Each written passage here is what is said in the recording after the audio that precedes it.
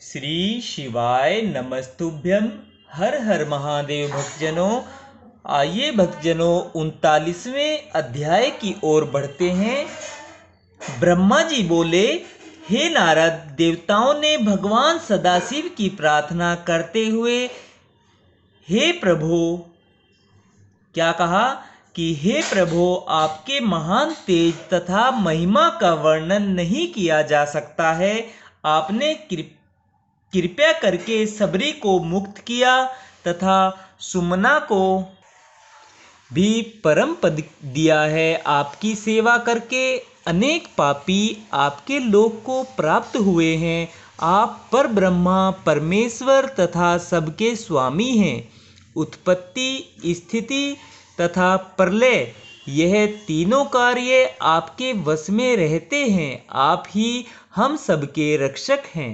जड़ तथा चेतन की बातों को आप भली भांति जानते हैं। संसार में ऐसा कोई पदार्थ नहीं है जो आपसे भिन्न हो।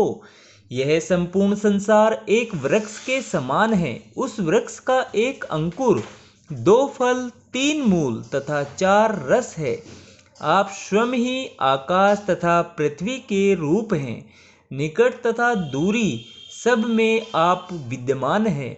हे प्रभु, माया के वशीभूत रहने के कारण साधारण लोग आपको नहीं जान पाते, परंतु जो लोग आपके भक्त हैं वे संपूर्ण संसार को शिव में ही देखते हैं।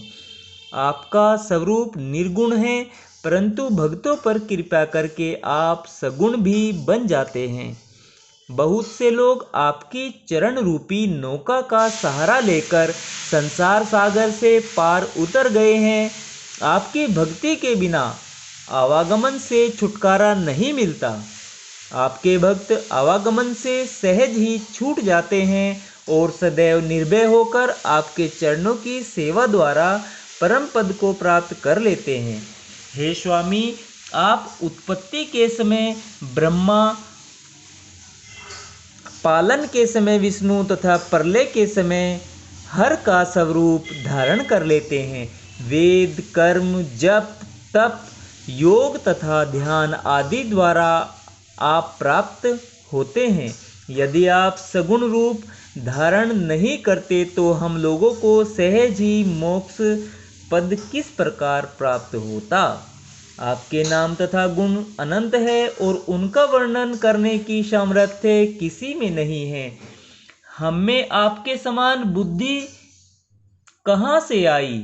आपकी महिमा अपार है। हे नाथ, आप हमारे कार्य को पूर्ण करें। आप देवताओं के स्वामी, संपूर्ण सृष्टि के इंद्र, शुभ मार्ग पर स्थित करने वाले, संपूर्ण सृष्टि के कारण रूप, अविनाशी, अनादि तथा अप्रेमेय है। आपका शरीर विद्या तथा बुद्धि से परिपूर्ण है।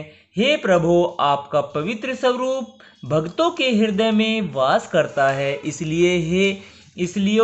इसलिए वे कुसंगति तथा काम, क्रोध आदि को त्याग कर आपकी सेवा में संलग्न रहते हैं। आप पूर्ण ब्रह्मा, आनंद के निधान, दुख नाशक तथा अत्यंत कृपालु हैं।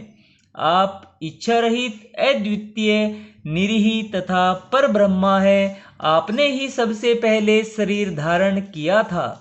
आपके अवतार हमारे मनोरथ को पूर्ण करने के लिए ही होते हैं।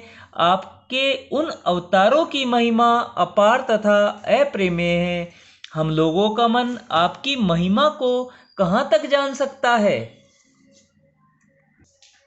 जो लोग मन लगाकर आपके गुणों को सुनते हैं और उनका ध्यान धरते हैं, उन्हीं पर आप अपनी कृपा दिखाते हैं। बहुत से लोग तो धर्म मार्ग को भी त्याग कर केवल आपसे ही स्नेह रखते हैं और अपनी भक्ति पर दृढ़ रहने के कारण आपको प्राप्त कर लेते हैं। वे केवल आपका गुणगान करते हैं और किसी संसारी वस्तु से अपना कोई प्रयोजन नहीं रखते। आपको भी अपने भक्त अत्यंत प्रिय है। आप उन्हीं के सामने प्रकट होते हैं तथा उनकी प्रत्येक अभिलाषा को पूर्ण करते हैं। इस प्रकार स्तुति करके मैं, विष्णु तथा अन्य सब देवता चुप हो गए। हे नारद, उस समय शिवजी ने अत्यंत प्रसन्न होकर हम लोगों से इस प्रकार कहा, हे देवताओं, तुम सब लोग यहाँ किस लिए आए हो? हमें ऐसा प्रतीत होता है कि तुम बहुत चिंतित हो। अस्तु, जो भी बात हो उसे हमारे सम्मुख निसंकोच प्रकट करो। यह सुनकर मैंने तथा विष्णु जी ने प्रार्थना करते हुए उनसे यह कहा, हे प्रभो, हम लोगों के धन्य भाग हैं जो आपने हम पर कृपा दृष्टि की। संसार में वे ही लोग पूर्णात्मा हैं जिनके ऊपर आप अनुग्रह करते हैं। हे स्वामी, आपकी महिमा महान है। आप प्रत्येक प्राणी के शरीर में निवास करते हैं। आपकी कलाएं असंख्य हैं तथा आप अपने भक्तों को दुखी देखकर उन्हें अत्यंत आनंद प्राप्त करते हैं। इतना कहकर मैं तथा विष्णु जी चुप हो गए। जय